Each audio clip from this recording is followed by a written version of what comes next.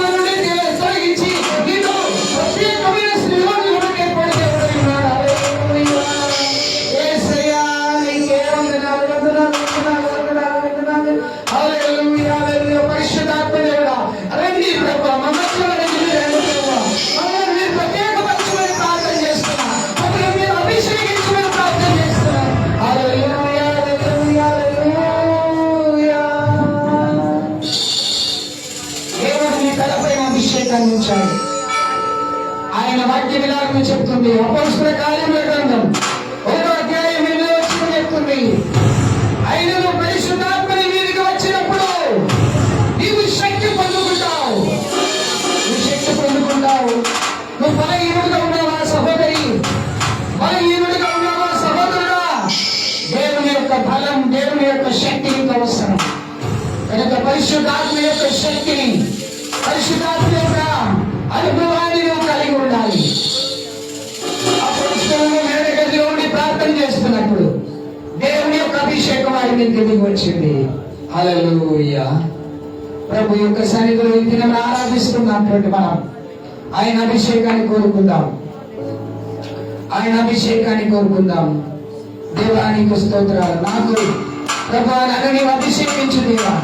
నీకు స్తోత్రం, స్తోత్రం, స్తోత్రం, స్తోత్రం, స్తోత్రం, స్తోత్రం. హల్లెలూయా. దేవుని యొక్క సన్నిధిలో మన ప్రార్థన పూర్వకంగా దేవుని ఆరాధిస్తుండగా ఆయన అభిషేకం మన మీద కుమ్మరించబడుతున్నది. ప్రియులారా, హల్లెలూయా.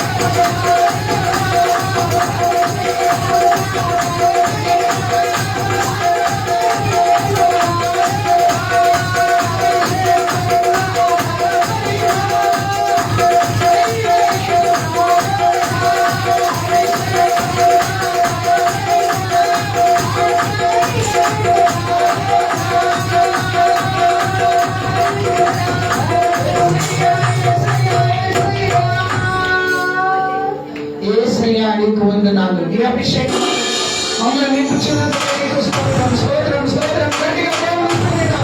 ఎడమ చేతులు పైకెత్తి దేవుని స్తుతిద్దాం. హల్లెలూయా. పరిశుద్ధాత్మ యొక్క సన్నిధి ఈ స్థలంలో ఉన్నది ప్రియులారా. హల్లెలూయా, హల్లెలూయా. గట్టిగా బిగ్గరగా చప్పట్లు కొడుతూ దేవుని స్తుతిద్దాం. బిగ్గరగా చప్పట్లు కొడుతూ దేవుని స్తుతిద్దాం. బిగ్గరగా చప్పట్లు కొడుతూ దేవుని స్తుతిద్దాం. హల్లెలూయా, హల్లెలూయా. ఆయన అభిషేకంతో దేవుడు నిన్ను నింపాలని ఆశపడుతున్నాడు. నిన్ను నింపాలని ఆశపడుతున్నాడు.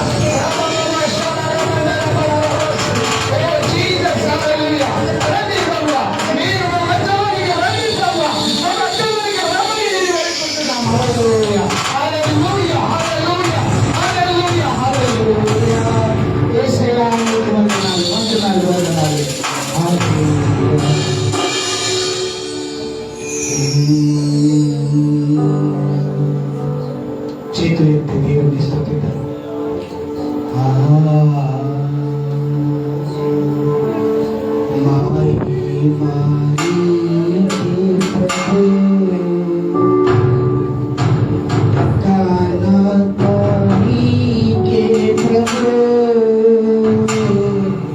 అందరూ చేతులు ఎత్తి ఈ పదాన్ని నాన్ని పాడుతుండగా నా వెనకాల మీరు పాడి ప్రభువుని స్తుతించండి. మహిమా నీకే ప్రభు, ఘనత నీకే ప్రభు, మహిమా నీకే ప్రభు,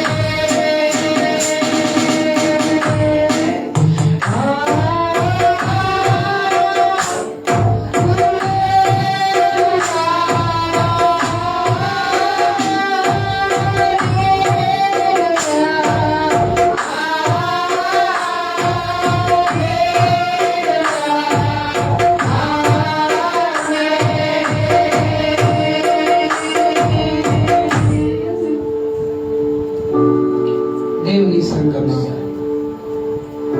ఉదయ కాలం దేవుని స్తుతిస్తున్నాం. తండ్రి పరిశుద్ధాత్మ దేవుడు మా మధ్యలో మీరు సంచరిస్తున్నందుకు గొప్ప స్వరముతో దేవుని స్తుతిద్దామా? ఇక్కడ స్వరముతో దేవుని స్తుతిద్దామా? రెండు చేతులను పైకెత్తి స్తుతిద్దామా? ప్రభువా నీకు స్తోత్రం. నిన్ను మధ్యలో దిగి వచ్చి మమ్మల్ని దర్శించినందుకు నీకు స్తోత్రం. ఆత్మ స్వరూపుడు మా మధ్యలో మీరు సంచరించినందుకు నీకు స్తోత్రం, స్తోత్రం, స్తోత్రం, స్తోత్రం, స్తోత్రం, స్తోత్రం, స్తోత్రం, స్తోత్రం.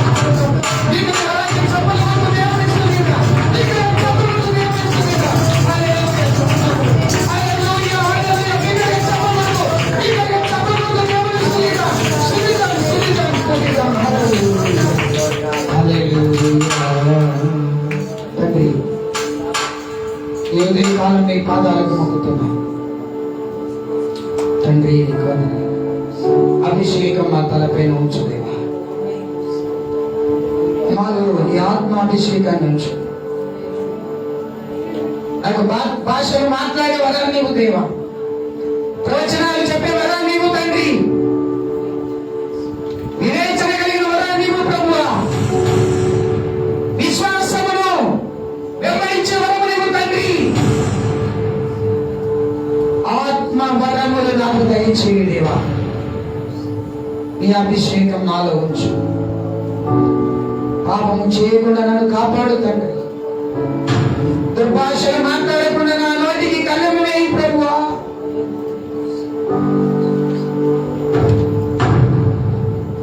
హల్లెలూయా. ప్రార్థించుకుందాం. ప్రభు మనతో మాట్లాడబోతున్నాడు దేవా.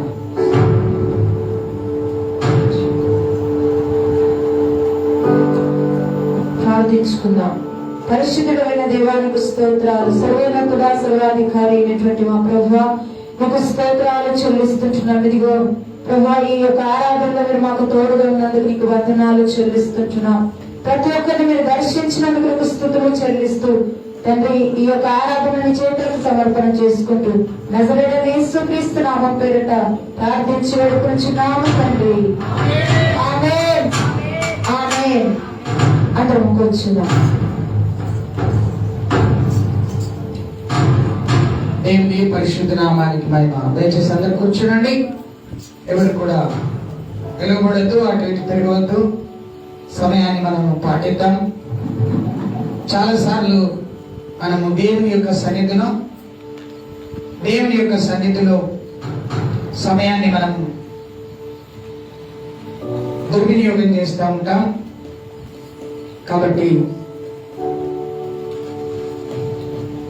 దేవుని యొక్క సమయాన్ని దుర్వినియోగం చేయకుండా ధైర్యం కలిగి సద్వినియోగం చేసుకోవడానికి సిద్ధపడాలి.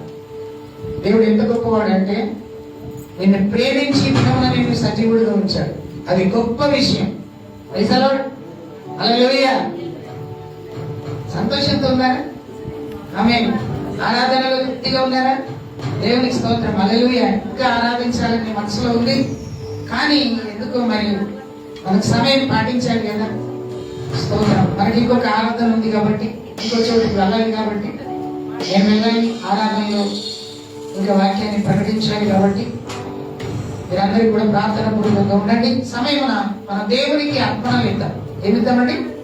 అర్పణ. దేవునికి స్తోత్రం. కనుక అర్పణ మనం దేవునికి ఇచ్చేటప్పుడు మనము యథార్థమైన హృదయంతో మనం దేవునికి అర్పణలు అర్పిద్దాం. దయచేసి ఆ దేవునికి స్తోత్రాలు.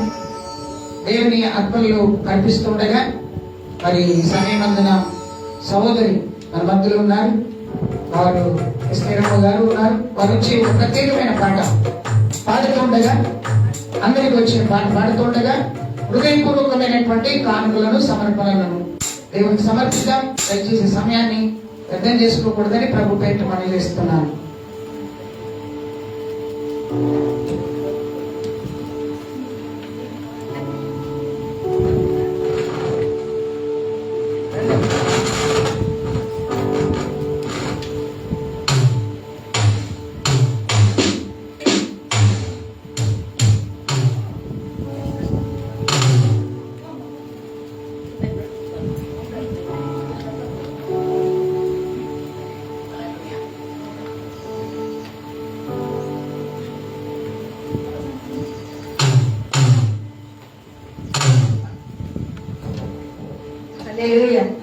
హల్లెలూయా హల్లెలూయా. నిన్ను కూడా ఉన్నానయ్యా, నన్ను వాడుకోయేసయ్యా. నేను కూడా ఉన్నానయ్యా,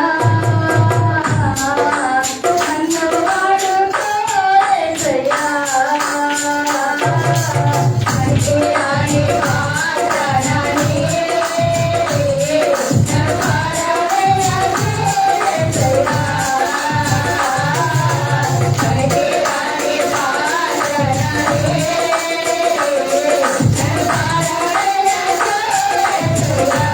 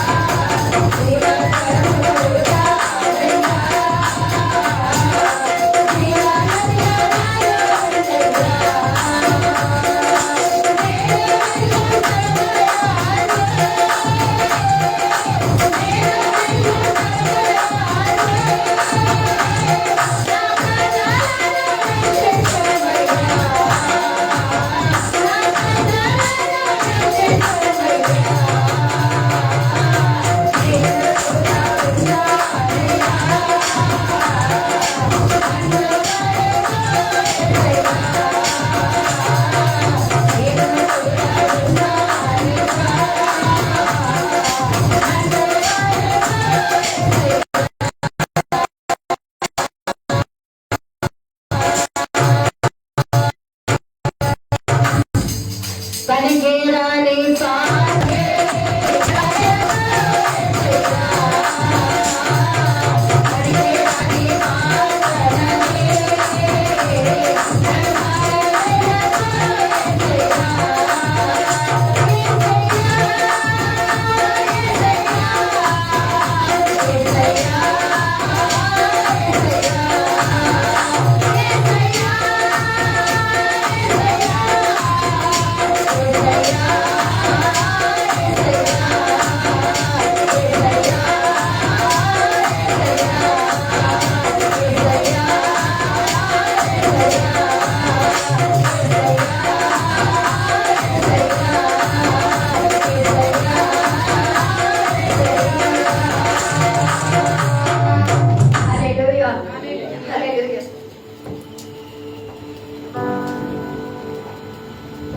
చక్కగా పాడినటువంటి దేవుని బిడ్డలకు ప్రత్యేకమైన వందనాలు.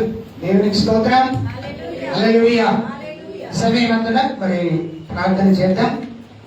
ప్రార్థన చేయటానికి మనమందరం కూడా తల్లవచ్చుదాం. ఇంకెవరైనా అర్పణలు అర్పించిన ఎడల ఈ అర్పణను దేవునికి సమర్పించండి.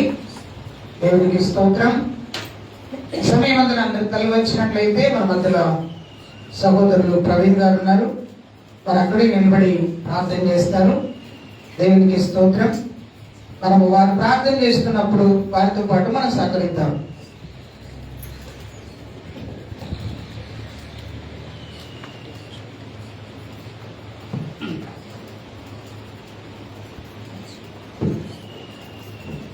పరిశుద్ధుడైన తండ్రి, ఇంతవరకు మీ సజీవులతో భద్రపరిచినందుకు వందనాలు తండ్రి. ఆరాధన అంతట్లో తోడుగా ఉన్నందుకు వందనాలు తండ్రి. అర్పించిన ప్రతి ఒక్క కానుకను అంగీకరించి తండ్రి, మీ మహిమను తండ్రి సేవార్థమే వాడుకోవడం తండ్రి. తండ్రి ఇచ్చిన ప్రతి హస్తాన్ని ఆశీర్వదించమని పరిశుద్ధుడు యేసునామములో అడుగుచున్నాము తండ్రి. ఆమేన్.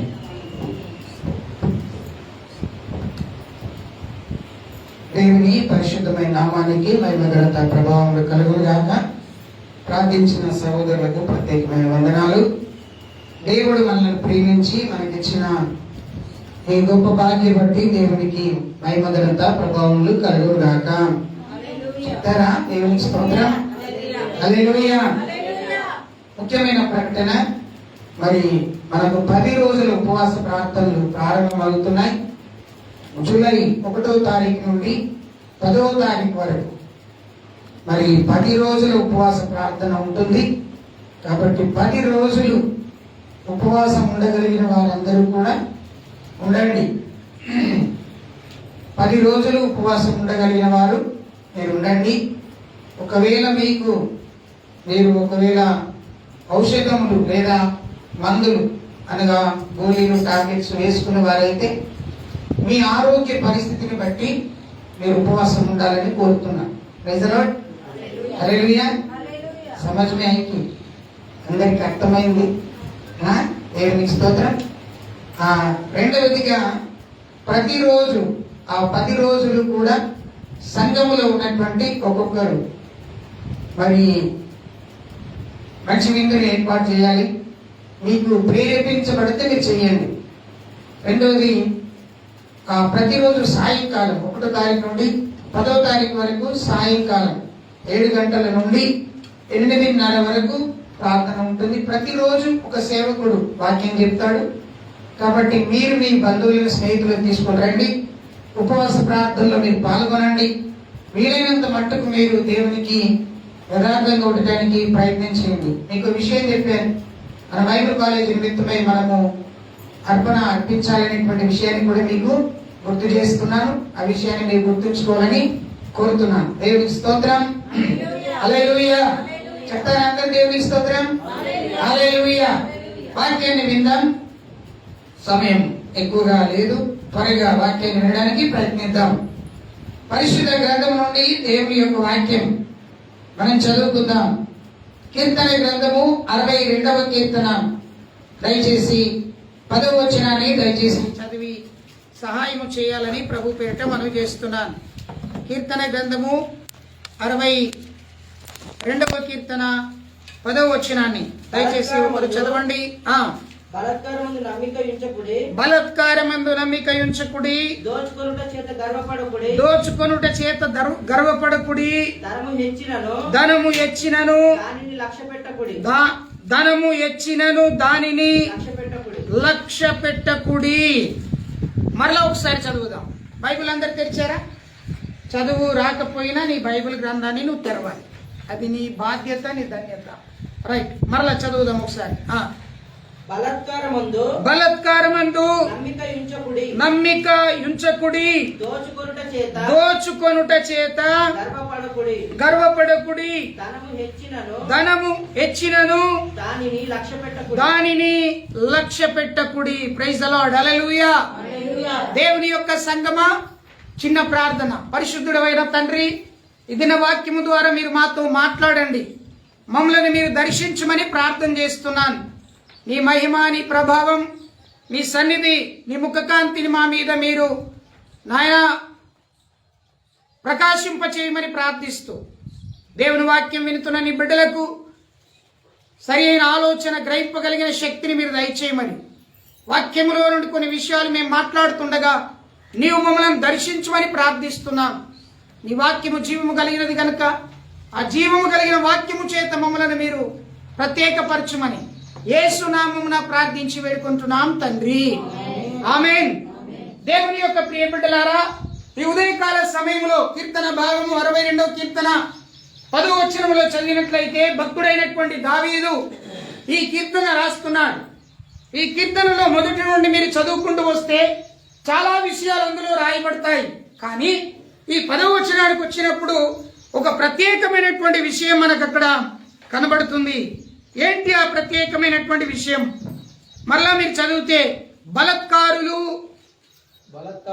బలాత్కారమందు నమ్మిక ఉంచవద్దు, దోచుకొనుట చేత గర్వపడవద్దు, ధనము హెచ్చించును దానిని అబ్బా, దేవునికి స్తోత్రం, హల్లెలూయా. ధనము హెచ్చించును దానిని లక్ష్య పెట్టకూడదు. ఈ రోజున నా అంశం ఏంటంటే ధనమును లక్ష్య పెట్టకూడదు. ఆమేన్. ధనమును లక్ష్య పెట్టకూడదు. ధనం అనగానే అందరికీ అవసరం. డబ్బు ఎవరికి అవసరం లేదండి, అందరికీ అవసరం.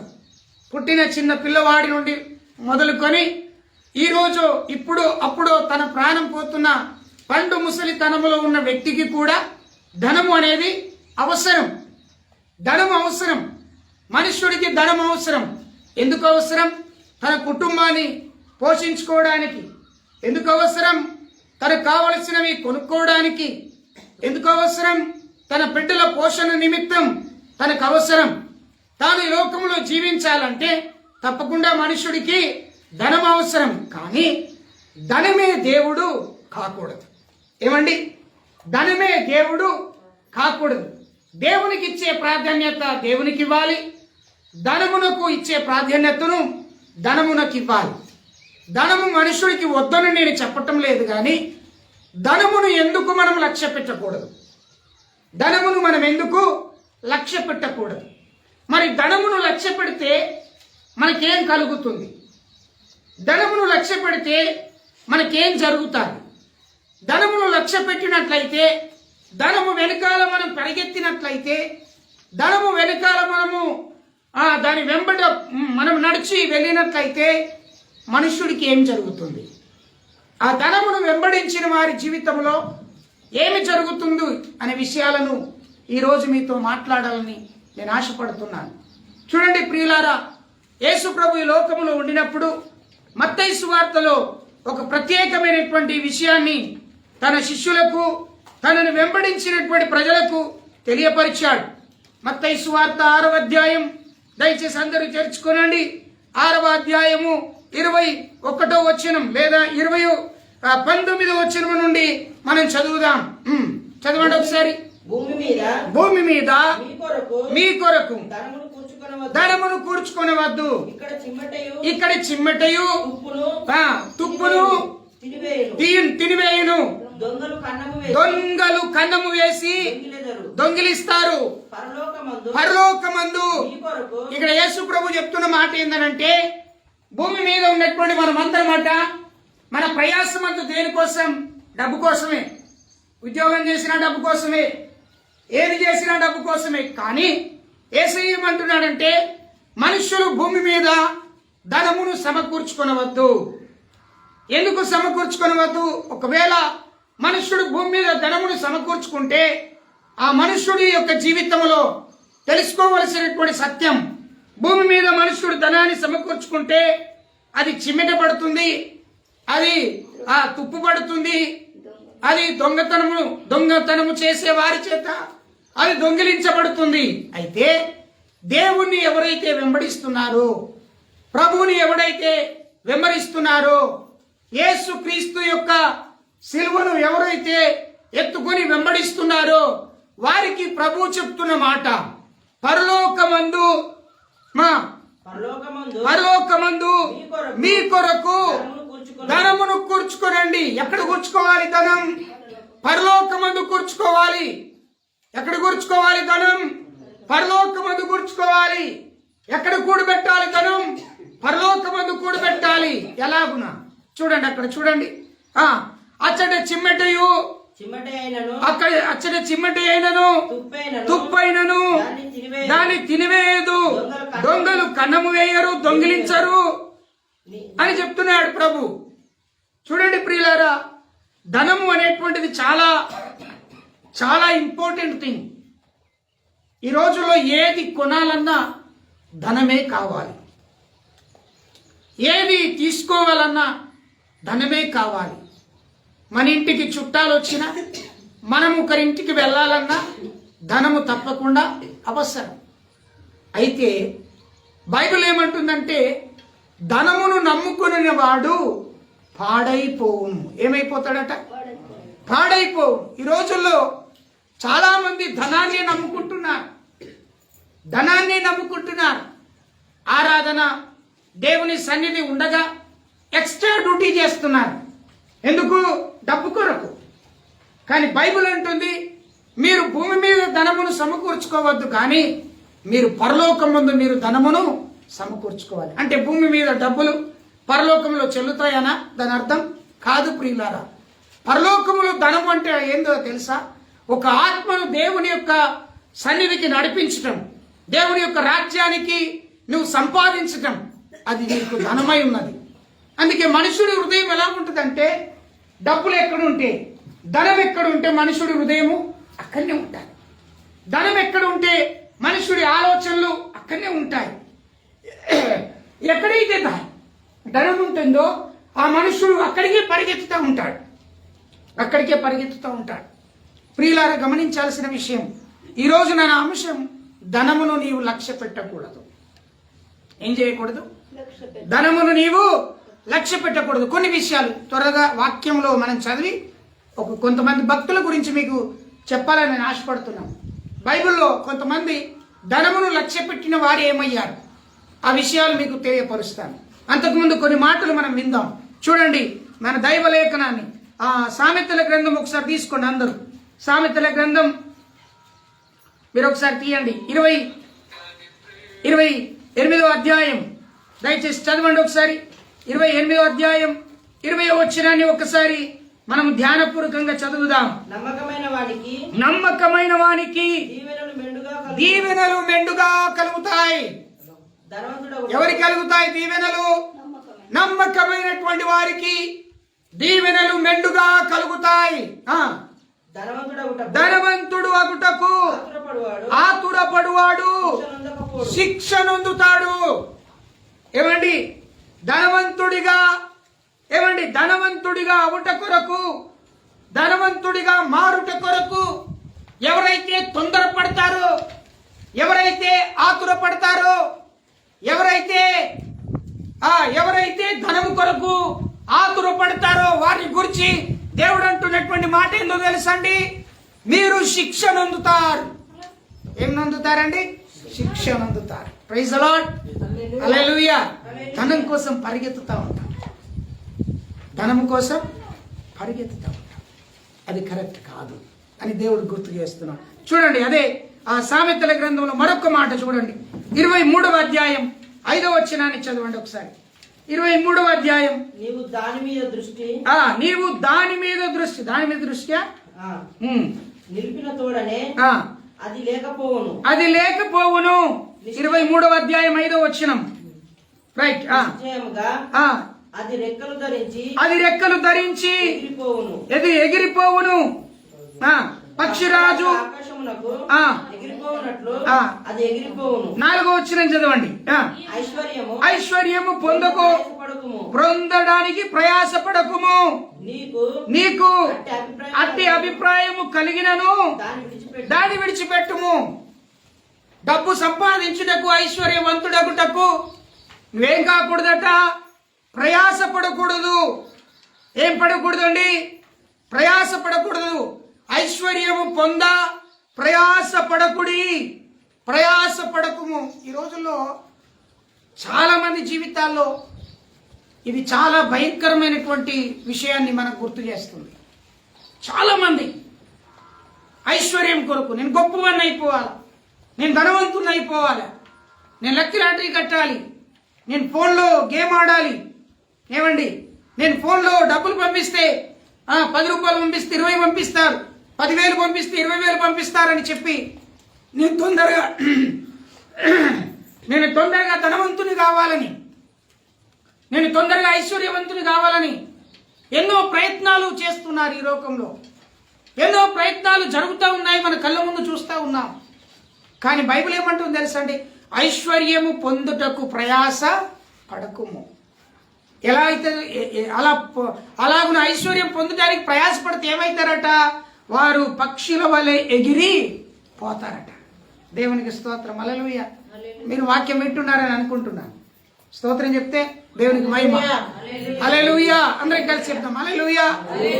నా గొంతు ఇబ్బందిగా ఉంది. గత వారం అంతా హైదరాబాద్లో ఉన్నాను, వాటర్ ప్రాబ్లం. దేవునికి స్తోత్రం. ఆమేన్. హల్లెలూయా. అర్థం చేసుకోవాలని కోరుతున్నాను. ధనమును నమ్ముకొని ఉన్నప్పుడు మనం ఏం జరుగుతుంది అనే విషయాన్ని తెలియజేస్తున్నాడు దేవుడు. ధనము కొరకు మనం ప్రయాసపడితే, లేకపోతే ఐశ్వర్యవంతులు కావాలని మనం ప్రయాసపడితే మనం ఏమవుతామట? పక్షుల వలె. ఒక మనుషుడి యొక్క ఊపిరి ఎలాగైతే ఎగిరిపోతుందో అలాగే ఎగిరిపోతామట. అంతేకాకుండా ప్రియులారా, ఇంకొక మాటను మనం చదువుదాం. మార్క్స్ వార్తలో ఈ వాక్యాన్ని తీసుకురండి. మార్క్స్ వార్త తీయండి ఒకసారి. దేవునికి స్తుతి కలుగును గాక. మార్క్స్ వార్త 4వ అధ్యాయం 19వ వచనం. ఇక్కడ యేసు ప్రభుల వారు తెలియపరుస్తున్నటువంటి ప్రత్యేకమైన మాట. 4వ అధ్యాయము 19వ వచనం. ఇతరులు ముళ్ళ పొదలలో విత్తబడినటువంటి వారు మీరు వాక్యమును వింటారు గాని ఐహిక విచారమును, ధనమోసమును, మరి ఇతరమైనటువంటి లోపల చొచ్చి వాక్యము అణిచివేయటం వలన నిష్ఫలమైతారు. యేసు ప్రభువు తన దగ్గర ఉన్న శిష్యులకు ఒక ఉపమానం చెప్తున్నాడు. ఏంటి ఉపమానం అని అంటే, విత్తువాణిని గురించిన ఉపమానం. వాక్యమును విత్తేటువంటి విత్తనం గురించి ఆత్మీయంగా చెప్తున్నాడు.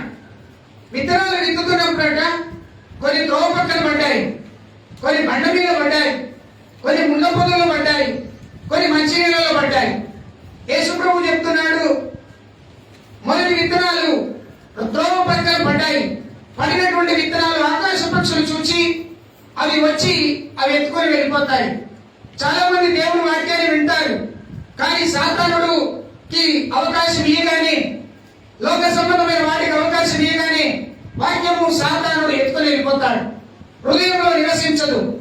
రెండవ రకమైన విత్తనం బండ మీద పడుతుంది, అది మొలకెత్తుతుంది, కిందికి భూమి లేనందువలన అది ఎండిపోతుంది. చాలా మంది వాక్యాన్ని వింటారు, చాలా మంది వాక్యాన్ని వెంబడిస్తారు, కానీ వారిలో స్థిరమైన జీవితం లేనందువలన, ఆత్మీయ జీవితం లేనందువలన వారు ఎండిపోతారు. వాక్యంలో ఎదగక, నీరు అనేటువంటిది లేనందువలన, భూమి అనేది లేనందువలన, లోతైన అనుభవం లేనందువలన వారు ఎండిపోతారు.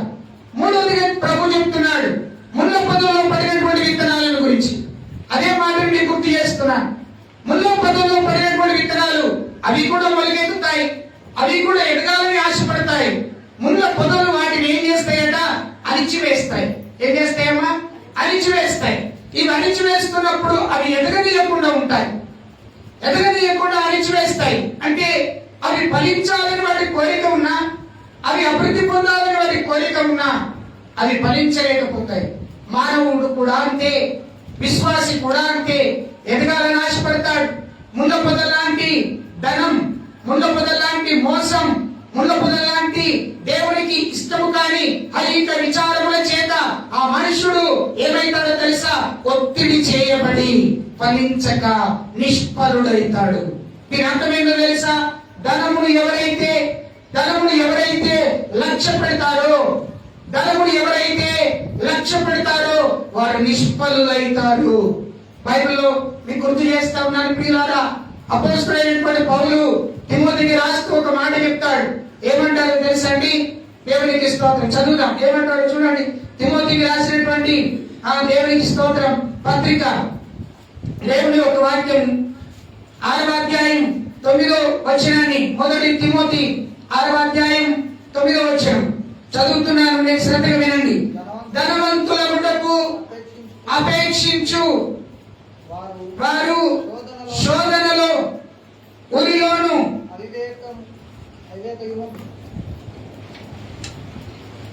మరొకరు చదవండి. ధనవంతులకు అపేక్షించు వారు శోధనలోను ఉరిలోను అవివేక యుక్తములను హానికరములైన అనేక దురాశలను పడతారు. అట్టివి మనుషులకు నష్టములను నాశనములను ముంచివేస్తాయి. ఏమండి, ఇక్కడ చక్కగా ఉంది వాక్యం. ఏమనుందంటే ధనవంతులకు ఆశపడతారు, ధనవంతులకు ఆశపడతారు. కానీ ధనవంతులకు ఆశపడేటువంటి వారి జీవితంలో ఏమేమి కలుగుతాయో తెలుసా? వారికి శోధన కలుగుతుంది. ఏం కలుగుతుందండి? శోధన కలుగుతుంది. వారు ఇక్కడ పడిపోతారట, ఉరిలో పడిపోతారు. ఇంకేం కలుగుతుందంట? వారు వివేకమును కోల్పోతారు, బుద్ధిని కోల్పోతారు, జ్ఞానాన్ని కోల్పోతారు, అవివేకాన్ని సంపాదించుకుంటారు. ఇంకేం పొందుకుంటారట? వారు నష్టంలో పడిపోతారు, వారు దురాశలో పడిపోతారు. దేవుడు వాక్యం చెప్తుంది. అపోస్తలుడైన పౌలు తిమోతికి చెప్తున్నాడు, నా ఆత్మీయ కుమారుడా, ఇదిగో నేను నిన్ను అభిషేకించి సేవకు పంపుతున్నాను. నేను నిన్ను సేవకు పంపుతున్నాను కనుక నువ్వు జాగ్రత్తగా ఉండాలి.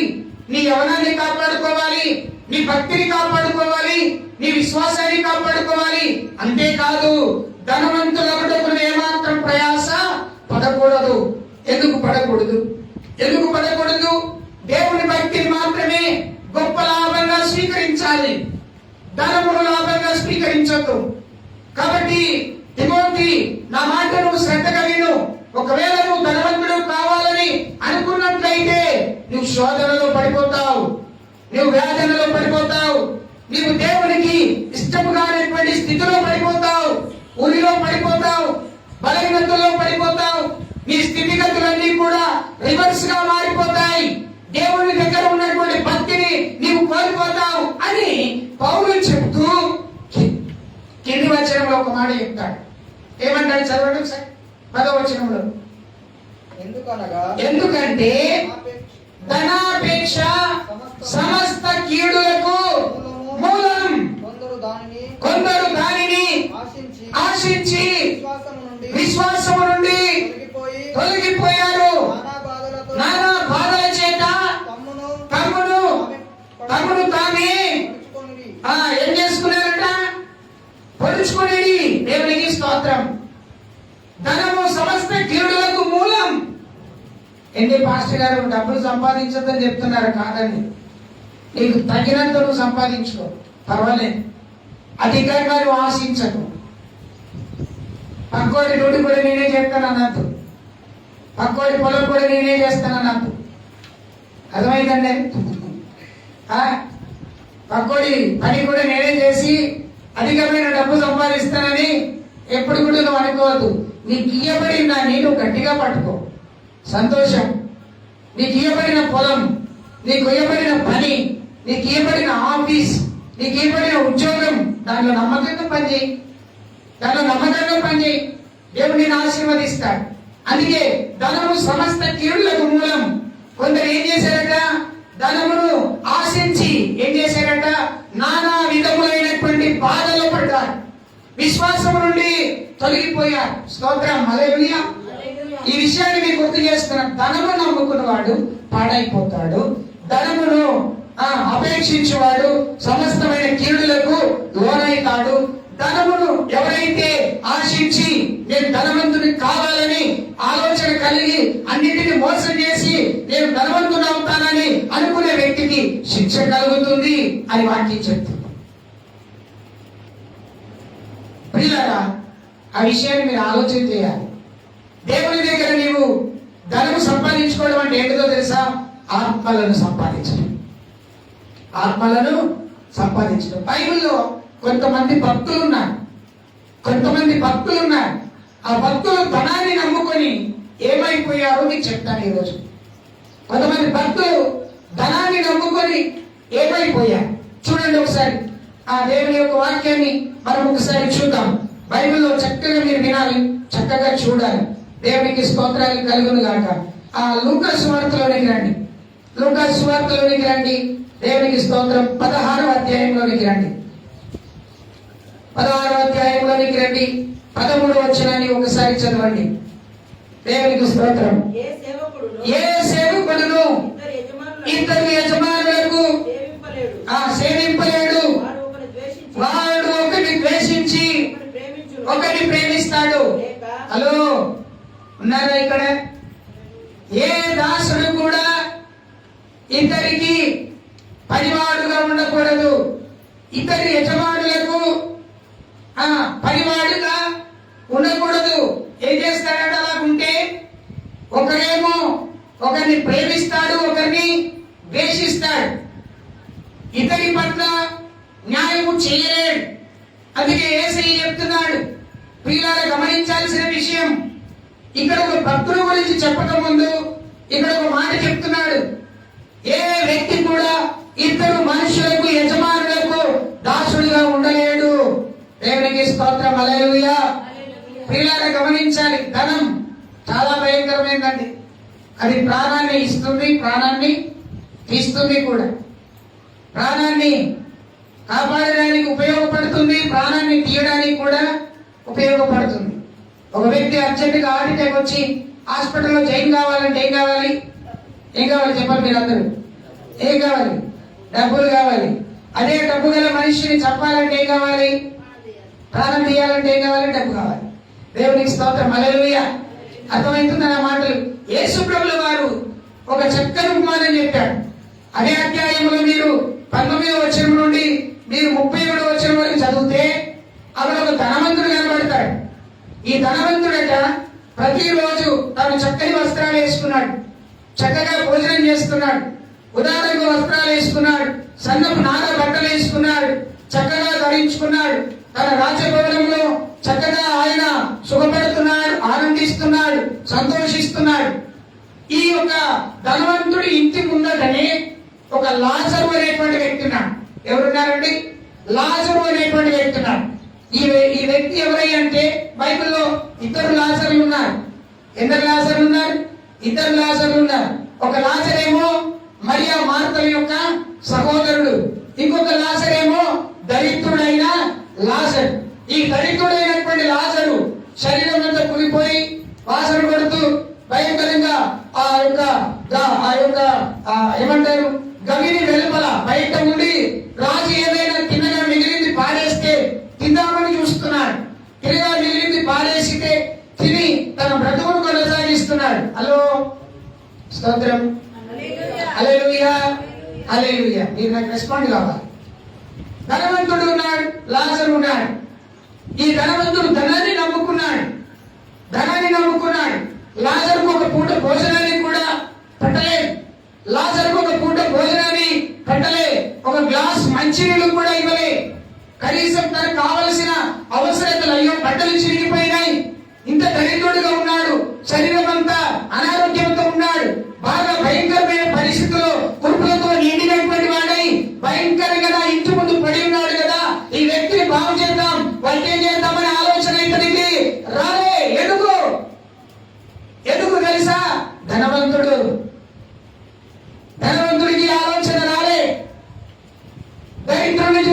చెందాలి. ఒక రోజున లాజరు చచ్చిపోయాడు. ఏమయ్యాడు? హలో, స్తోత్రం. నిద్రపోయే వారి స్తోత్రం చెప్పండి. నిద్రపోతున్నా? దేవునికి స్తోత్రం. హల్లెలూయా. వినాలి జాగ్రత్తగా. అందుకే స్తోత్రం. నిద్ర పోని వారు దేవునికి స్తోత్రం చెప్పండి. హల్లెలూయా. సంతోషం. మీరు అట్లా చేయడం వల్ల అందరికీ గుర్తుకొచ్చింది. Thank you. దేవునికి మహిమ. లాజరు చనిపోయాడు. చనిపోగానే దేవుని రాజ్యానికి వెళ్ళిపోయాడు. అబ్రాహాము రొమ్మున ఆనుకుని ఉన్నాడు. దేవుని స్తుతిస్తున్నాడు. కిందున్నప్పుడేమో గుంపులతో నిండినటువంటి రోగం, వస్త్రాలు బాగలేవు, ఆహారం లేదు, నీళ్లు లేవు, ఏమి లేదు. పరలోకానికి వెళ్ళిపోయాడు. తెల్లని వస్త్రాలు ధరించుకున్నాడు. మహిమ కలిగిన వస్త్రాలు ధరించుకొని దేవుని సన్నిధిలో కూర్చొని దేవుని స్తుతిస్తున్నాడు. అబ్రాహాము రొమ్మున ఆనుకుని ప్రభువుతో గడుపుతా ఉన్నాడు. స్తోత్రం. దరిద్రుడైన ఒక రోజున ధనవంతుడు కూడా ఏమయ్యాడు? చచ్చిపోయాడు. చచ్చిపోగానే సీదా తీసుకుని ఎక్కడికి వెళ్ళారు? నరకంలోనికి తీసుకెళ్లారు. పాతాళంలోనికి తీసుకెళ్లారు. నరకంలోనికి తీసుకెళ్లాడు. నరకంలో యాతన పడుతున్నాడు ఆయన. భూమి మీద ఉన్నప్పుడు ఏం చేశాడు ఆయన? సుఖాన్ని వెతికాడు. సుఖంగా తిన్నాడు. సుఖంగా పడుకున్నాడు. పరుపుల పైన పడుకున్నాడు. చక్కని భోజనాలు తిన్నాడు. ఎవరికి ఏమాత్రం సాయం చేయలేదు. ఎవరిని చూసినా కానీ వారిని ఏమని చేసినటువంటి స్థితి కలిగిన వాడిగా ఉన్నాడే కానీ దయ చూపించేవాడిగా లేడు. ఒక రోజు అతనికి మరణం సంభవించింది. ఆ మరణం ద్వారా ఆయన నరకంలోకి వెళ్ళిపోయాడు. యాతన పడుతున్నాడంటే, యాతన అంటే అర్థం ఏంటో తెలుసండి? యాతన అంటే అర్థం ఏంటో తెలుసండి? శరీరం అంతా రోగం ఉందనుకోండి. ఇక్కడ దురదలేస్తే ఇక్కడ లేస్తుంది, ఇక్కడ లేస్తే ఇక్కడ లేస్తుంది, ఇక్కడ లేస్తే ఇక్కడ లేస్తుంది. అంటే ఎక్కడ కూడా ఒక చేతు ఒక చోటి నుండి ఇంకో చోటికి వెళ్ళలేని పరిస్థితి. ఇక భయంకరమైన యాతన, భయంకరమైన బాధ. ఈ బాధ అనుభవిస్తూ అనుభవిస్తూ అనుభవిస్తూ కనులెత్తి చూశాడట. కనులెత్తి చూస్తే అక్కడ లాజరు కనబడుతున్నాడు. లాజరు కనబడుతున్నాడు. ఆ పరిశుద్ధ పట్టణంలో లాజరు కనబడుతున్నాడు. అబ్రాహాము రొమ్మున ఆనుకుని ఉన్న లాజరు కనబడుతున్నాడు. ఆ అబ్రాహాము రొమ్మున ఆనుకుని ఉన్న లాజరును చూచి అబ్రాహామును పిలుస్తున్నాడు. అయ్యా అబ్రాహమా, నేను ఇక్కడ యాతన పడుతున్నాను. మీ దగ్గర ఉన్నటువంటి లాజరుని నా దగ్గరికి పంపి. ఇక్కడ తాగడానికి మంచినీరు కూడా లేదు. అతని చిటికిన వేలు ముంచి నాకు ఒక నీటి చుక్క పంపి. అయ్యా, నీటి చుక్క పంపి. ధనం నువ్వు నమ్ముకుంటే ఈ లోకంలో నీకు గొప్ప పేరు వస్తుందేమో, కానీ దేవుడు రాజ్యం చేయడం. యేసయ్య ఒక చక్కని మాట చెప్పాడు. ఏమని చెప్పాడు తెలుసండి? ధనవంతుడు సూది బెజ్జములో దూరుట అసాధ్యం. ఏమండి? ఒంటె సూది బెజ్జములో నుండి దూరుతుందేమో కానీ ధనవంతుడు మాత్రం సూది బెజ్జములో నుండి దూరడు. అర్థమవుతుందండి మీకు? ధనం ఎక్కడికి తీసుకెళ్ళింది? తల్లి నరకానికి తీసుకెళ్ళి. ప్రియ స్నేహితులారా, ప్రియ దేవుని బిడ్డలారా, మీరు ఒకసారి ఆలోచన చేయండి. మీరు ఒకవేళ ధనము నమ్ముకొని నా దగ్గరనే డబ్బు ఉంది, నన్నే అడగాలి, నేనంటే ఏమనుకున్నావు, నేను ఈ ఊరిని పాలిస్తాను, ఈ దేశాన్ని పాలిస్తాను. నీ ధనము దేవుని రాజ్యానికి తీసుకెళ్ళదు. నీ ధనము ఒక దినమున అక్కడకు రాదు. దేవునికి స్తోత్రం. హల్లెలూయా. నీ ధనము ఒక దినమున నీ ప్రాణమును నీకు కాపాడనీయదు. ధనమును నమ్ముకుంటే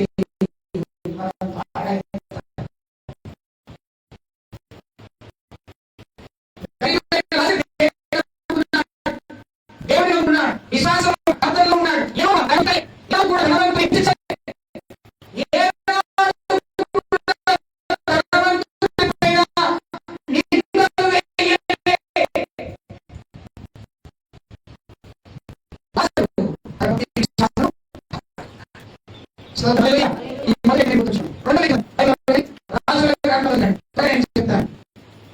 కొన్ని మాటలే చెప్తాను. దేవునికి స్తోత్రం గాక. రాజుల గ్రంథం, దేవుని యొక్క వాక్యం విందాం. 2వ రాజుల గ్రంథం 5వ అధ్యాయంలోనికి రండి. అందరు కూడా అక్కడికి రండి. అందరూ బైబిల్ తెరవండి. దేవునికి స్తోత్రం. ఇక్కడ ఒక వ్యక్తి కనబడతాడు. సిరియా దేశంలో ఉన్నటువంటి సైన్యాధిపతి అయినటువంటి నయమాను కనబడతాడు. ఏమండి? ఎవరు కనబడతారు ఇక్కడ? నయమాను కనబడతాడు. ఈ నయమాను అనేటువంటి వ్యక్తి ఇశ్రాయేలు ప్రజలను ఏం చేశాడంటే ఆ ప్రజలను ఓడించి ఆ ప్రజలతో యుద్ధం చేసి ఈయన ఒక సైన్యాధిపతి. సిరియా దేశానికి, సిరియా దేశంలో ఉన్న సైనికులందరికీ అధిపతి. Hello hello hello, praise the lord, hallelujah. దేవునికి మహిమ. నీ పక్కన వాళ్ళతో చెప్పండి, ధనమును నమ్ముకోకు అని చెప్పు. చేతిలో చేతి పెట్టి చెప్పు, ధనమును నమ్ముకోకు, పాడైపోతావు అని చెప్పు. చెప్పు, నన్ను చూస్తున్నారు మీరు, చెప్పండి. ధనమును నమ్ముకోకు, పాడైపోతావు. దేవుని నమ్ము, బాగుపడతావు. దేవునికి స్తోత్రం. ఇక్కడ సిరియా దేశం యొక్క సైన్యాధిపతి అయినటువంటి నయమాను ఉన్నాడు. ఈ నయమానుకు ఒక రోగం వచ్చింది. ఏంటి ఆ రోగం అని అంటే కుష్ఠరోగం. శరీరం అంతా కుష్ఠరోగంతో ఉన్నాడు. ఈ రాజు దగ్గర పనిచేస్తున్నాడు. ఎవరికి తెలియదు ఈ రోగం ఉన్న సంగతి. ఒక రోజున ఇశ్రాయేలు ప్రజలపైన యుద్ధం చేశాడు. ఇశ్రాయేలు ప్రజలందరినీ చంపేసి వారి యొక్క యుద్ధంలో నుండి ఏం చేశాడు తెలుసా? ఒక చిన్న పిల్లని తీసుకొని ఇంటికి వచ్చాడు. ఒక చిన్నదాన్ని తీసుకొని ఇంటికి వచ్చాడు. ఇంటికి వచ్చి తన భార్యకి చెప్పాడు, ఇదిగో ఇశ్రాయేలు దేశం నుండి చిన్న పాపని తీసుకొచ్చాను, నీకు చేదోడు వాదోడుగా ఉంటుంది, నీ దగ్గర పనిచేస్తుంది అని అన్నాడు. ఓకే ఓకే, సంతోషం అనుకున్నాడు. రోజు పని చేస్తా ఉన్నాడు. బట్టలు ఉతుకుతా ఉంది, బోళ్ళు అవుతా ఉంది, వంట చేసి పెడతా ఉంది, సంవత్సరాన్ని శుద్ధిగా చేస్తా ఉంది, హ్యాపీగా తన జీవితాన్ని కొనసాగిస్తా ఉంది. రోజు ఈయన బట్టలు ఉతుకుతా ఉన్నప్పుడు ఆయన వస్త్రములు విప్పి తన దగ్గరికి వస్తే, ఇప్పుడు మీరు మూతి మూసుకుంటున్నారు చూడండి, ఇట్లాగా నా వాసన వచ్చింది. శరీరం అంతా కులిపోయింది. ఆ చీపు రక్తంతో కూడిన వస్త్రాలు ఆమె దగ్గరికి వచ్చినప్పుడు ఆమె ముక్కు మూసుకొని బట్టలు ఉతకడం ప్రారంభించింది. అసలు ఏంటి మా నాయకుడికి, మా అధిపతికి ఇలాంటి వ్యాధి ఎందుకు సంభవించింది అని చాలా బాధపడింది. ఒక రోజున తన తల్లితో చెప్పింది. తన తల్లి అంటే ఎవరు? నయమాని యొక్క భార్య. ఎవరండి? నయమాని యొక్క భార్యతో చెప్పింది, అమ్మా, మన యజమానుడికి ఈ బలమైనటువంటి వ్యాధి ఉన్నది కదా, ఈ వ్యాధి పోవాలంటే మా దేశంలో, మా షోమ్రోను పట్టణంలో దైవజనుడు ఉన్నాడు. ఆయన దగ్గరికి వెళ్ళినట్లయితే తప్పకుండా ఏమైతాడైనా బాగుపడతాడు, స్వస్థపడతాడు అని అన్నది. ఓహో అట్లాగా, సంతోషం అని చెప్పేసి భర్త రాగానే రాత్రి చెప్పింది. తెల్లవారి లేవగానే ఏం చేశాడు? తన యొక్క రథమును కట్టుకున్నాడు. సేవకుడి దగ్గరికి వెళ్తున్నాడు కదా, ఉత్తకపోవద్దు కదా, కొన్ని వస్తువులను తీసుకున్నాడు. వెండిని తీసుకున్నాడు, వెండిని తీసుకున్నాడు, కానుకలను తీసుకున్నాడు, వస్త్రాలను తీసుకున్నాడు, దేవునికి స్తోత్రం, బంగారాన్ని తీసుకున్నాడు. అన్నింటినీ తీసుకొని తన రథంలో పెట్టుకొని వెళ్ళాడు. అక్కడ ఎవరున్నారు?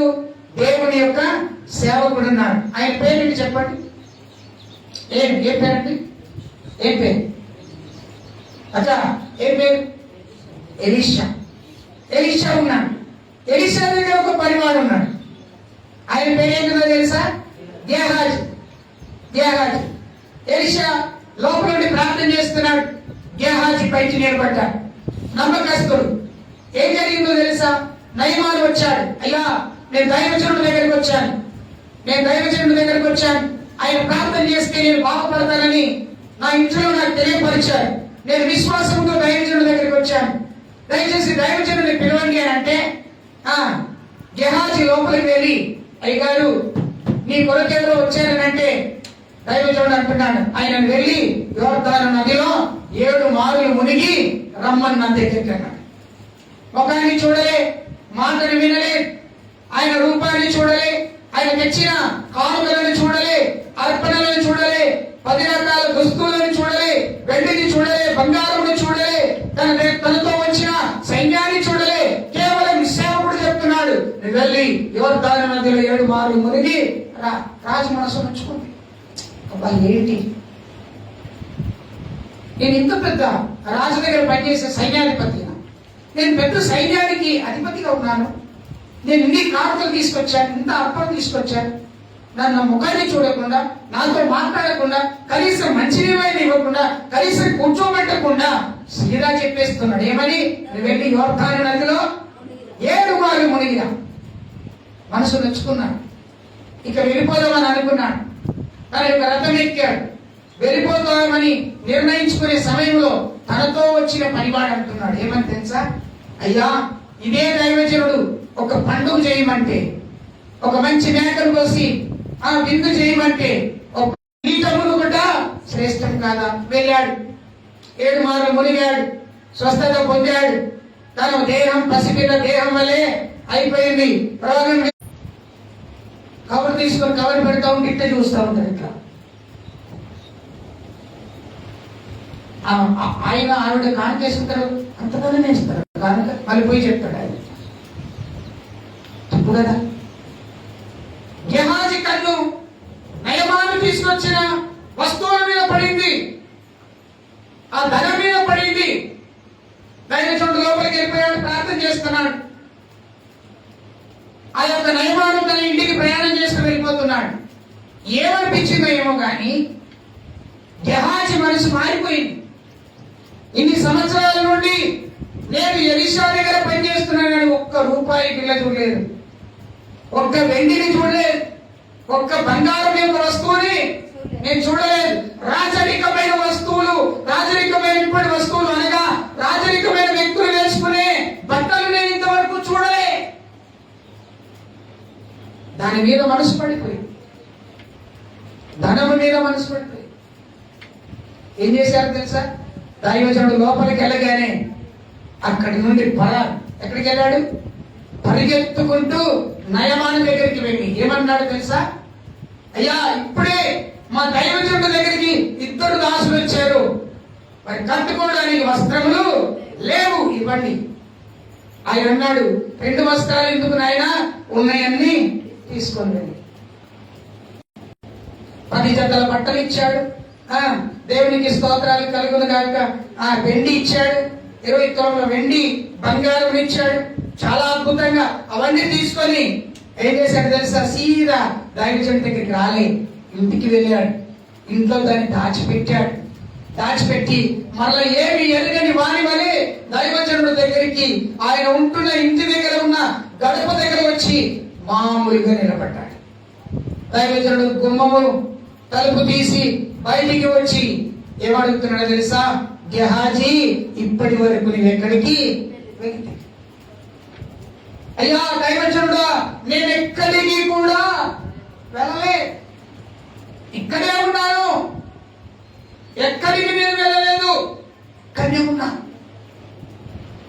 అప్పుడు అన్నాడు దైవజనుడు, నీవు వెళ్ళినప్పుడు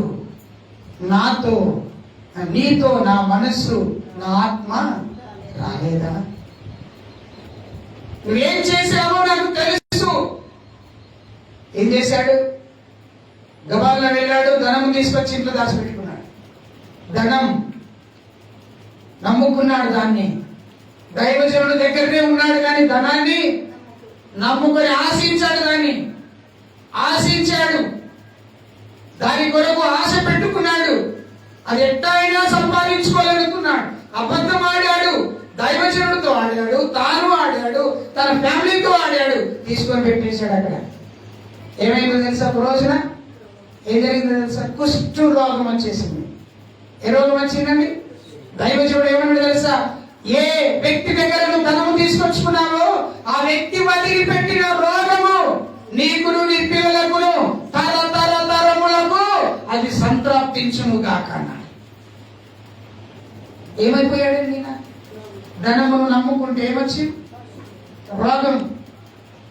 పరిశుద్ధత పోగొట్టుకున్నాడు, పవిత్రత పోగొట్టుకున్నాడు, నమ్మకం పోగొట్టుకున్నాడు, రోగాన్ని సంపాదించుకున్నాడు. ఈ రోజు వరకు కూడా కుష్టు రోగము కలిగిన వారు ఉన్నారు అని అంటే అది అక్కడి నుండి ప్రారంభమైంది. మొదటి వ్యక్తి ఎవరు చెప్పాలి మీరందరూ? ధనవంతుడు. రెండో వ్యక్తి ఎవరు? గెహాజీ. దేవునికి స్తోత్రం కలుగును గాక. హల్లెలూయా. ఇంకా 10 నిమిషాలు ఉంది, వాక్యం విందాం. చూడండి, ఇంకా అపోస్తలుల కార్యముల గ్రంథంకి రండి. ఇక్కడ ఇంకొక వ్యక్తి కనబడతాడు. 16వ అధ్యాయం 16వ వచనం. దయచేసి అందరూ తీయాలి. 16వ అధ్యాయం 16వ వచనం చదవండి దయచేసి. అపోస్తలుల కార్యముల గ్రంథం 16వ అధ్యాయము 16వ వచనం. మేము ప్రార్థన స్థలమునకు వెళ్ళుచుండగా ప్రీతితోను పుతోను అను దయ్యము పట్టినదై సోదె చెప్పుట చేత తన యజమానులకు బహుధనము బహులాభము సంపాదించుచున్నది. ఒక చిన్నది మాకు ఎదురుగా వచ్చెను. ఆమె పౌలును మమ్మను వెంబడించి, ఈ మనుషులు సర్వోన్నతుడైన దేవుని దాసులు, వీరు మీకు రక్షణ మార్గము ప్రచురించుటకై ఉన్నారు అని కేకలు వేయ మొదలు పెట్టెను. దేవునికి స్తోత్రం. హల్లెలూయా. ఆమె ఈలాగు అనేక దినములు చేయించుండగా పౌలు ఏం చేశాడంటే వ్యాకులపడి దాని వైపు తిరిగి, నీవు ఈమెను వదిలిపోమ్మని యేసుక్రీస్తు నామమున ఆజ్ఞాపించుచున్నానని ఆ దయ్యముతో చెప్పాను. వెంటనే అది ఆమెను విడిచి ఆమెను వదిలి పోయెను. Praise the lord. స్తోత్రం. హల్లెలూయా. మూడో విషయాన్ని చెప్తున్నాను.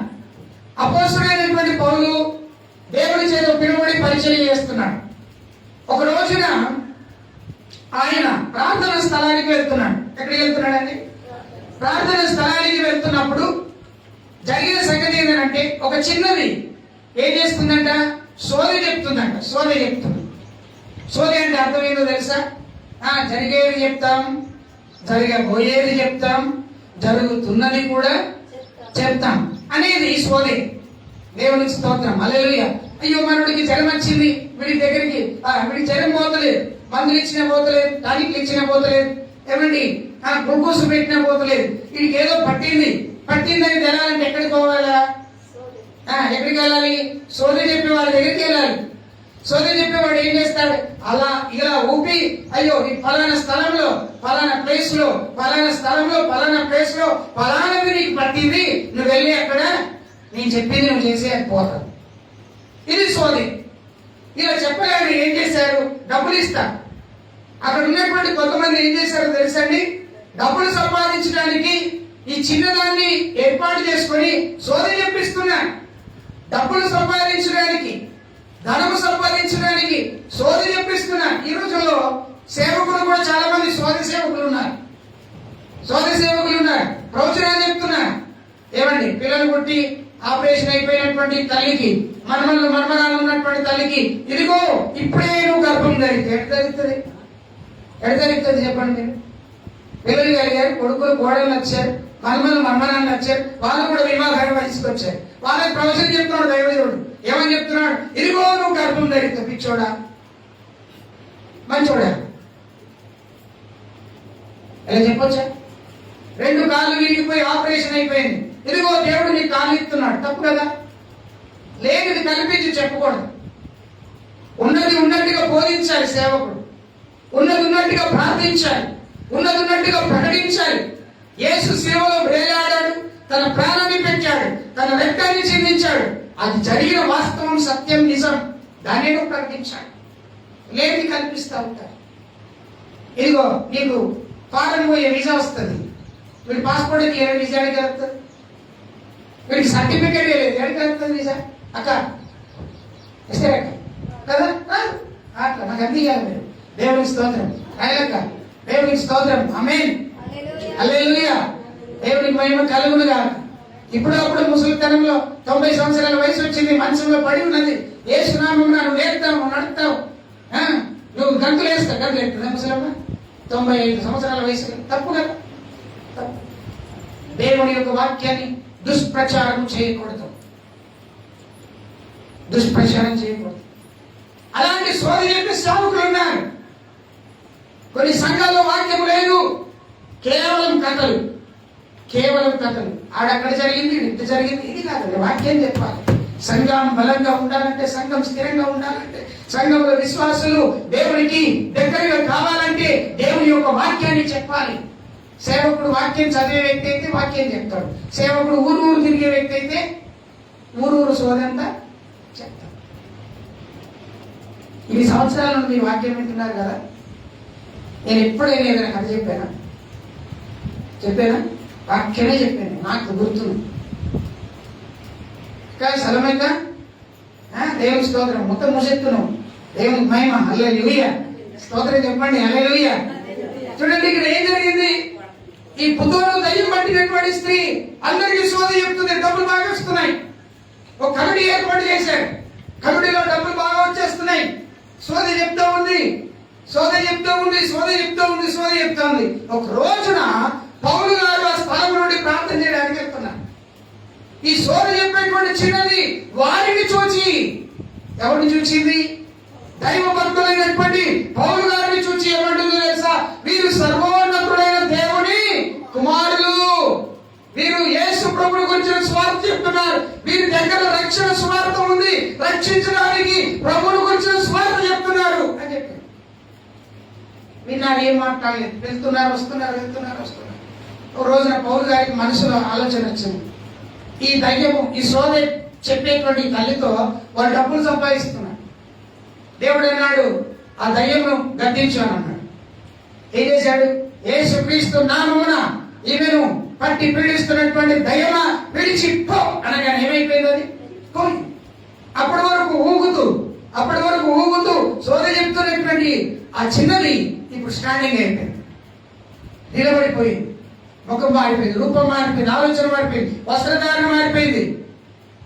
ఈమెను వాడుకుంటున్న వ్యక్తులు ఉన్నారు కదా, గబాలను తిరిగి వచ్చి ఏమైంది? Water pen. ఏం జరిగింది? సోద చెప్పడం ఆపేసి దయ్యం ఈమెలో నుండి వెళ్ళిపోయింది. ఈమె పరిశుద్ధాలుగా అయిపోయింది, మంచి స్త్రీగా మారిపోయింది. లేదు ఇట్లా మారుతుంది, ఇట్లా మారితే కుదరదు.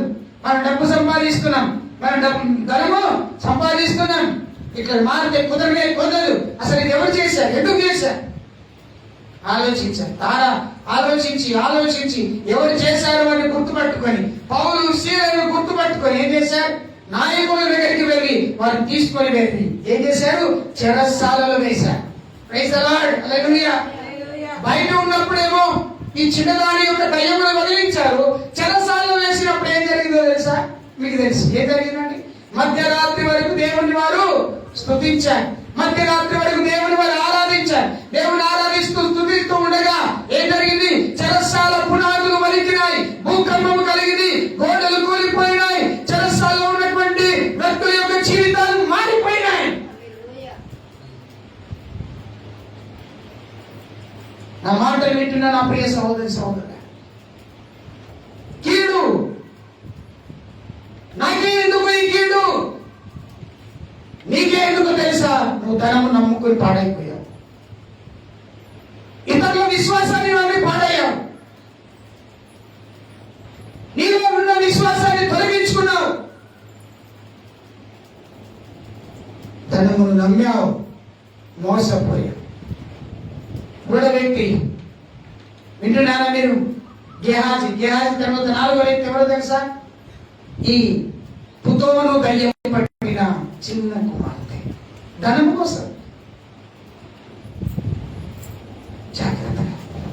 ఒకసారి నా దగ్గరికి ఇమ్ము అనే సంస్థ వాళ్ళు వచ్చారు. ఏ సంస్థ? ఇమ్ము. అక్క అన్న, ఏ సంస్థ? ఇమ్ము అనే సంస్థ వాళ్ళు వచ్చారు.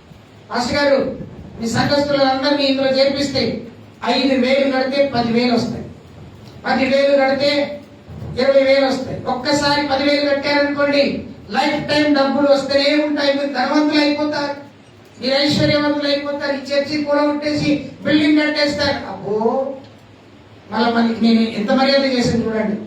వాళ్ళ కుర్చీలు వేసి కూర్చోబెట్టి, ఆ రోజు కుర్చీలు లేవు, అప్పుడు 4 కుర్చీలు ఉండేవి, వాళ్ళు 6 వచ్చు. ఈ పక్కన ఉన్నటువంటి మా ఎదురుగా ఉన్న ఇంటి వాళ్ళ దగ్గరికి వెళ్ళి 2 కుర్చీలు తీసుకుని కూర్చోబెట్టి వాళ్ళకి చక్కని నీళ్లు, టీ ఇచ్చి వారికి మాట్లాడాను. మాస్టర్ గారు, రేపటి సండే మేము వచ్చి చర్చలో చెప్తాం, అన్ని చెప్తా ఉన్నాను. నేను అవన్నీ ఇట్లా చేతులు పట్టుకొని కూర్చొని ఒక మాట అడిగాను.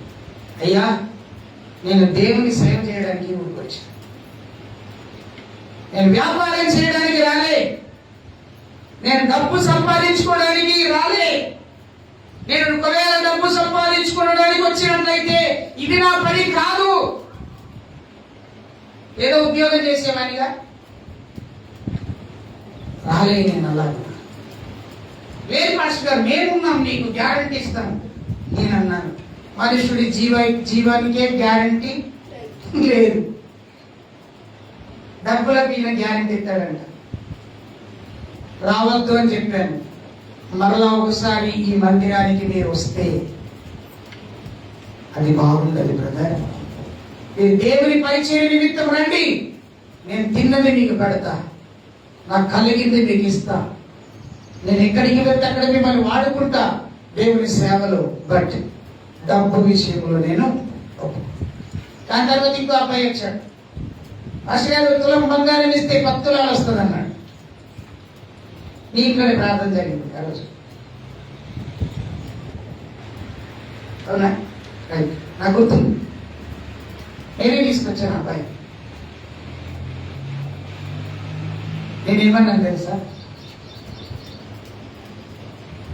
శృంగారం దేవాలయం దగ్గర ఉన్నటువంటి ఒక ఏమండి గుడ్డివాడు పేతురు యోహాను దేవుని మందిరానికి వెళ్తుంటే పేతురు యోహాను అన్నారు, నా వైపే నువ్వు చూడన్నా. ఈయన అనుకున్నాడు వాళ్ళ దగ్గర వెండి బంగారం ఉందేమో నాకు ఇస్తారని అనుకున్నాడు. కానీ వాళ్ళు ఏమన్నారు, మా దగ్గర వెండి బంగారములు. నేను ఆయనకు కూడా అది చెప్పాను, మా దగ్గర వెండి బంగారం లేదు, మా విశ్వాసుల దగ్గర బంగారం లేదు, వెండి లేదు. మా విశ్వాసుల దగ్గర ఏమున్నదో తెలుసా? జీవము కలిగిన దేవుడు ఉన్నాడు. మా సంఘములో జీవము కలిగిన దేవుని సన్నిధి ఉన్నది, దేవుని పరిశుద్ధాత్మ ఉన్నది. నాతో పాటు సేవకు వచ్చిన చాలా మంది ఈ రోజుల్లో కార్లలో తిరుగుతున్నారు. అప్పుడప్పుడు రోడ్డు మీద నేను పోతా ఉన్నప్పుడు, బైక్ మీద పోతుంటే, మంచి మంచి కార్లు పోతూ ఉంటే, ప్రభువా నాకు ఎప్పుడు ఇస్తావని నా మనసులో నేనే అనుకుంటాను. కానీ దేవుడు సరి అయిన సమయంలో దేవుడు మనకు ఇస్తాడు, నమ్మాలంతే. కారు పరలోకం తీసుకుపోతారా? పెట్రోల్ ఉన్న రోజులు నడుపుతుంది, పెట్రోల్. స్తోత్రం, హల్లెలూయా. దయ్యం పట్టినటువంటి ఈ చిన్నదానితో వ్యాపారం చేశారు, డబ్బులు సంపాదించారు. వ్యాపారం బందైంది, డబ్బులు రావట్లేదు. ఇది ఎవరు చేశారు? ఫలానా వ్యక్తి చేశాడు. చెరసాల వేశారు, చెరసాల వాళ్ళు ఉత్తకున్నారా? స్తుతించారు, దేవుని మహిమపరిచారు, గణపరిచారు. చెరసాల పునాదులు వణికినవి, గోడలు కూలిపోయినాయి. అర్ధరాత్రి వేళ దేవుని స్తుతిస్తుంటే గొప్ప కార్యం జరిగింది. చెరసాల యొక్క తలుపులని తెరవబడ్డాయి. చెరసాలలో ఉన్న వారికి రక్షణ, నాయకుడికి రక్షణ కలిగింది. ఈ మాటలు నేను ఎందుకు చెప్తున్నానంటే, ధనం నేను ఎక్కడికి తీసుకెళ్తాను. బైబిల్లో బిలాము అనేటువంటి ఒక ప్రవక్త ఉన్నాడు. సంఖ్యాకాండంలో 23వ అధ్యాయంలో ఆయన మనకు కనబడతాడు. బిలాము అనేటువంటి వ్యక్తి ఉన్నాడు. ఈ బిలాము ఒక ప్రవక్త, ఒక దేవుని సేవకుడు, ఒక దేవుని యాజకుడు. 23వ అధ్యాయం 22వ అధ్యాయం మీరు చదువుతూ ఉండండి. 22 అధ్యాయం. ఈ బిలాము అనేటువంటి వ్యక్తి ఇశ్రాయేలు ప్రజల కొరకు దేవుడు నియమించినటువంటి ప్రవక్త. అయితే అక్కడికి ఒక రాజు వచ్చాడు. బాలాకు అనేటువంటి ఒక రాజు వచ్చి ఏమంటున్నాడు తెలుసా? రాజు పరివారిని పంపించి, అయ్యా బిలాము ప్రవక్త, ఇదిగో నా ముందట ఇశ్రాయేలు ప్రజలు మైదానమంతా నిండి ఉన్నారు, నీవు వచ్చి ఒక్క మాట శపిస్తే చాలు వారి శాపానికి గురైపోతారు. ఒకసారి పంపించాడు, రెండోసారి పంపించాడు. ఈయన ప్రార్థన చేస్తున్నాడు, ప్రభువా వీళ్ళు రమ్మంటున్నారు అని అంటే దేవుడు అన్నాడు, డోంట్ గో. ఏమంటున్నాడు? డోంట్ గో, నువ్వు వెళ్ళదు. ఓకే ప్రభువా. మళ్ళా వచ్చి అంటున్నాడు, నీకు మా రాజు కానుకలు ఇస్తానన్నాడు. మళ్ళీ ఈయన ప్రార్థన చేశాడు, ప్రభువా వాళ్ళు కానుకలు ఇస్తానంటున్నాడు. రే డోంట్ గో. ఆయన ఇచ్చే కానుకల కంటే నా దగ్గర మహా ఐశ్వర్యం ఉన్నది, అది నేను నీకు ఇస్తానని నీకు తెలియదా? నేను ప్రవక్తగా ఎంచుకున్నాను కదా, దైవజనుడిగా ఎంచుకున్నాను కదా, వెళ్ళకూడదు అని అంటే, సరే ప్రభు అన్నాడు. మళ్ళా ఆలోచించాడు. మళ్ళా వాళ్ళు వచ్చారు, నేను రాజు ఖచ్చితంగా తీసుకొని రమ్మంటున్నాడు అని అన్నాడు. ఇంకా బహుమానాలు అధికంగా ఇస్తానన్నాడు. అట్లానా, నేను ప్రభుకు ప్రార్థన చేస్తా. పోయాడు, ప్రార్థన చేశాడు. ప్రభువా బాగా అధికమైన కానుకలు ఇస్తానంటున్నారు, వెళ్ళాలా ప్రభువా? దేవుడు అన్నాడు, నీకేమనిపిస్తుంది అన్నాడు. దేవుడు ఏమన్నాడు? నీకేమనిపిస్తుంది? నాకు పోవాలన్నది ప్రభువా. అట్లనా, పోవాలన్నదా? అయితే పోతే పో, కానీ నేనేం చెప్తే అదే చెప్పగల. పోతే పో, కానీ నేనేం చెప్తే అదే చెప్పు. రాజు ఎందుకు పిలుస్తున్నాడు? ప్రజలను శపించడానికి పిలుస్తున్నాడు. ఈయన దేనికి లొంగాడు? ధనానికి లొంగాడు. ఈయన దేనికి లొంగాడు? బంగారానికి, కానుకలకు లొంగిపోయాడు. దేవుడిని బలవంతం పెడుతున్నాడు. పోత ప్రభువా, ఎట్లా జరిగే అవకాశం ఈ ప్రభువా, పోత ప్రభువా. మరి నీకేమనిపిస్తుంది? పోవాలని అనిపిస్తుంది. తల వెలిగించున్న బంగారం చూసి పోవాలని అనిపిస్తుంది. వెండిని చూసి పోవాలని అనిపిస్తుంది. ఆయన ఇచ్చేటువంటి ఆ కానుకను చూసి పోవాలని అనిపిస్తుంది. పోవన్నాడు. కానీ ఏమన్నాడు దేవుడు? కండిషన్, నేనేం చెప్తానో నువ్వు అదే చెప్పు. వెళ్ళాడు. రాజ మర్యాదలు. ఒక ప్రవక్త వస్తున్నాడంటే రాజుకి ఎంత సంతోషం. ఎర్రటి కార్పెట్ వేశారు, డోలు వాయిస్తూ ఉన్నారు. ప్రవక్త వస్తున్నాడు. దేవుడికి స్తోత్రం. పూలు చల్లుతూ ఉన్నారు ప్రవక్తకు. ఆయన నడిచి వస్తూ ఉంటే కొంతమంది నాట్యం చేస్తూ ఉన్నారు. అద్భుతంగా ఆయనను ఆహ్వానించారు. రాజు కూడా లేచి నిలబడి, సింహాసనం నుండి లేచి నిలబడి ఆ ప్రవక్త దగ్గరికి వెళ్ళి సాష్టాంగపడి నమస్కారం కూడా చేస్తూ ఉన్నాడు. అసలు విషయం ఏంటంటే, వచ్చిన ప్రవక్త డబ్బును ఆశించి వచ్చాడు.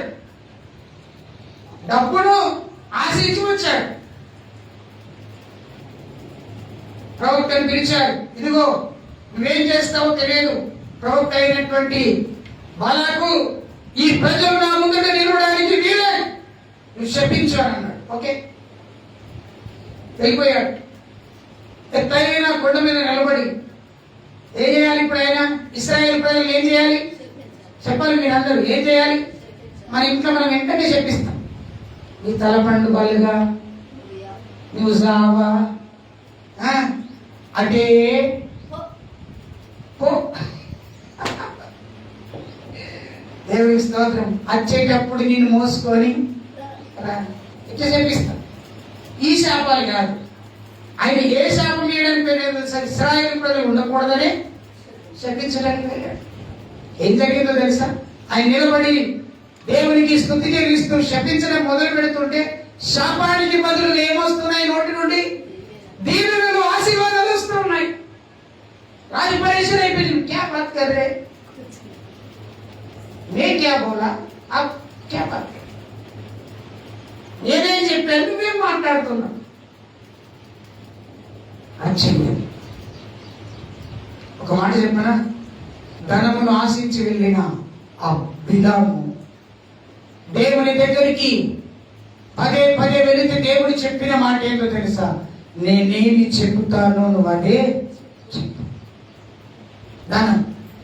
ప్రియ సంగమా, ఈ రోజున దేవుని కంటే ఎక్కువగా నువ్వు ధనాన్ని ఒకవేళ ప్రేమించినట్లయితే నీ ఆత్మీయ జీవితం పాడైపోతుంది. నీ పరిశుద్ధ జీవితం పాడైపోతుంది. దేవుని కంటే ఎక్కువగా ధనమును నువ్వు ఆశించినట్లయితే పరిశుద్ధులతో ఉండేటువంటి స్థితి నువ్వు పోగొట్టుకుంటావు.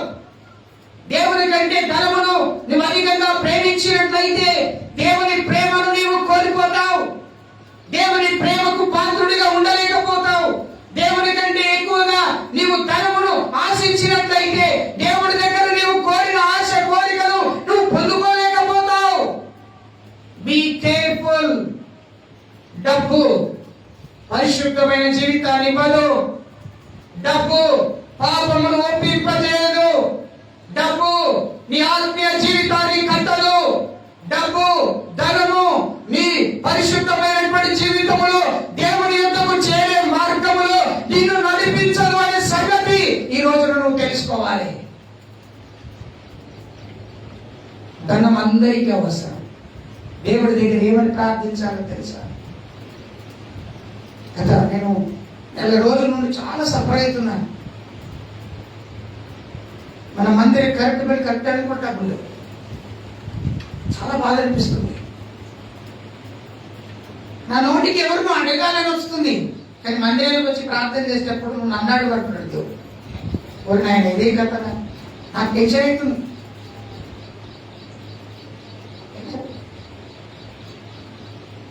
ఒక సిస్టర్కి ఫోన్ చేశాను. సిస్టర్ ఎలా ఉన్నారు అంటే బాగున్నారు. అయ్యగారు ఎప్పుడు ఫోన్ చేయలేదు, చేశాను. ఎలా ఉన్నారు అని అడగడానికి అసలు వాస్తవంగా నేను ఏం చేశానంటే డబ్బుల కోసం ఫోన్ చేశాను. నిజం చెప్తాను, నేను పలిపి చెప్తున్నాను, యథార్థంగా చెప్తాను. డబ్బు కొరకు ఫోన్ చేశాను. కొంచెం ఏదైనా అప్పిస్తారేమో అని ఫోన్ చేశాను. ఆ మాట చెప్పలేదు నేను. ఆ ఫోన్ మాట్లాడుతున్నప్పుడు నా మనసు మారిపోయింది. నేను దైవ సేవకుడు, దేవుడి దగ్గర నేను అడగను, మనుషులను కాదు. సంగమా, నువ్వు దేవుని అడుగు. ఈయన ఐశ్వర్యవంతులు చేస్తారు, మనుషులను కాదు. ఆ తల్లి ప్రార్థన చేయించుకున్నాను. నా ఉద్దేశం వేరైనా నేను ప్రార్థన చేశాను. ప్రభువా అప్పుడే కావలసిన దిగు ప్రభువా. అర్ధరాత్రి నాకు ఫోన్ చేసింది మళ్ళీ, అయ్యా నాకు పుట్టి నొప్పులు వస్తున్నాయి, మీరు ప్రార్థన చేయండి, నా కుమారుడు కావాలని ప్రార్థన చేయించుకున్నాను. మీరు చెప్పారు నాకు కుమారుడు ఇస్తారని చెప్పారు, మీరు ప్రార్థన చేసినని చెప్పారు. అమ్మగారు మీరు మా ఇంటికి వచ్చి మా గర్భం పైన చేయబెట్టి ప్రార్థన చేశారు. నాకు బాగా గుర్తుంది పాస్టర్ గారు, మీరు ఒక్కసారి ప్రార్థన చేయండి, నేను ప్రసవ పెయిన్స్ వస్తున్నాయి, ప్రసవ నొప్పులు వస్తున్నాయి, ప్రార్థన చేశాను. హైదరాబాద్లో ఉన్న అర్ధరాత్రి ఫోన్ చేశారు, ప్రార్థన చేశాను. ప్రభువా ఖచ్చితంగా డెలివరీ కావాలి, చక్కని కుమారుడు, హ్యాపీగా కుమారుడు కదా. దేవునికి స్తోత్రం, హల్లెలూయా. నేను అనుకున్నది వేరు, కానీ దేవుడు చేయాలనుకున్నది నాకేం డబ్బులు లేదు, నాకేం కాంతి పంపలేదు, నాకేం పొంపే చేయలేదు. బట్ దేవుడు ఒక అద్భుత కార్యం అక్కడ చేశాడు. ఈ రోజున మీకు కూడా చెప్తున్నాను, మీరు ధనం వైపు చూడకండి, దేవుడి వైపు చూడండి. మనుషుల వైపు చూడకండి, దేవుడి యొక్క వాక్యం వైపు చూడండి. దేవుడిని దీవిస్తాడు. ప్రార్థన చేద్దాం. అందరం లేచి నిలబడి చిన్న ప్రార్థన చేసుకొని ముగించుకుందాం. పరిశుద్ధుడా నీకు వందనాలు, స్తుతులు చెల్లిస్తున్నాం. నమ్మదగినటువంటి మా దేవుడా, ఈ శ్రేష్టమైనటువంటి మాటలను బట్టి నేను స్తుతిస్తున్నాం. Thank you Jesus.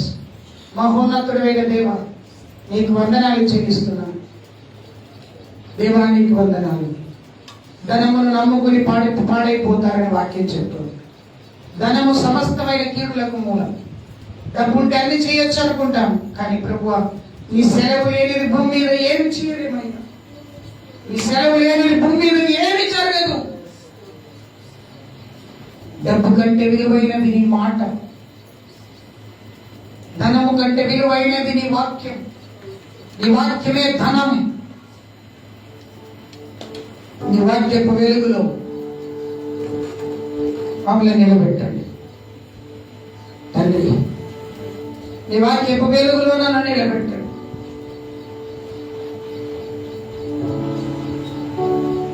తండ్రి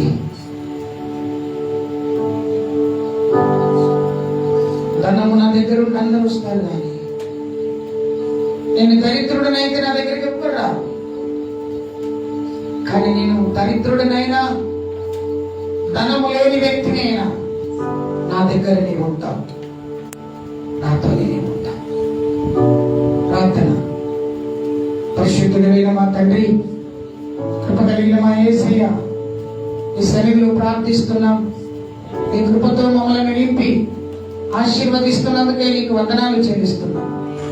హోలీ స్పిరిట్, నీ మహిమ కలిగినటువంటి ప్రశస్తమైనటువంటి దైవ సన్నిధిని మా మీదికి తీసుకురామని మేము ప్రార్థన చేస్తున్నాం. పరిశుద్ధుడా, ఇదిగో నీ బిడ్డలను మీరు దీవించండి, ఆత్మతో సత్యముతో మీరు నడిపించమని ప్రార్థన చేస్తున్నాం. కృపతో మీరు నింపని ప్రార్థన చేస్తున్నాం. ప్రభువా నీ మహిమ కలిగినటువంటి సన్నిధిని నీ బిడ్డలకు మీరు తోడుకొచ్చండి. ఇక్కడ ఉన్న ప్రతి ఒక్కరికి ఆత్మీయ జీవితంలో కట్టుమని ప్రార్థిస్తున్నాం. ఆత్మీయంగా వారిని నడిపించమని ప్రార్థన చేస్తున్నాం. నీకే వందనాలు చెల్లిస్తున్నాం. నీవు మాకు తోడుగా ఉన్నావని నమ్ముతూ మేము ప్రార్థిస్తున్నాం. చక్కని ఆరోగ్యాన్ని ఇవ్వండి ఇక్కడ ఉన్న వారికి. ఆయన మన బంధువులు, స్నేహితులు రక్షణ ఇవ్వండి. వారికి కావలసిన ప్రతి అక్కరు తీర్చు. నజరేయుడైన యేసు నామమున ప్రార్థన చేసి వేడుకుంటున్నాము తండ్రి, ఆమేన్.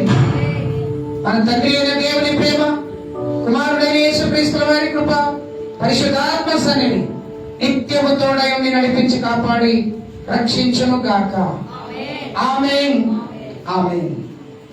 యేసు రక్తమే జయం, శిలువ రక్తమే జయం. యేసు నామానికి సంపూర్ణ విజయము కలుగును గాక. ఆమేన్.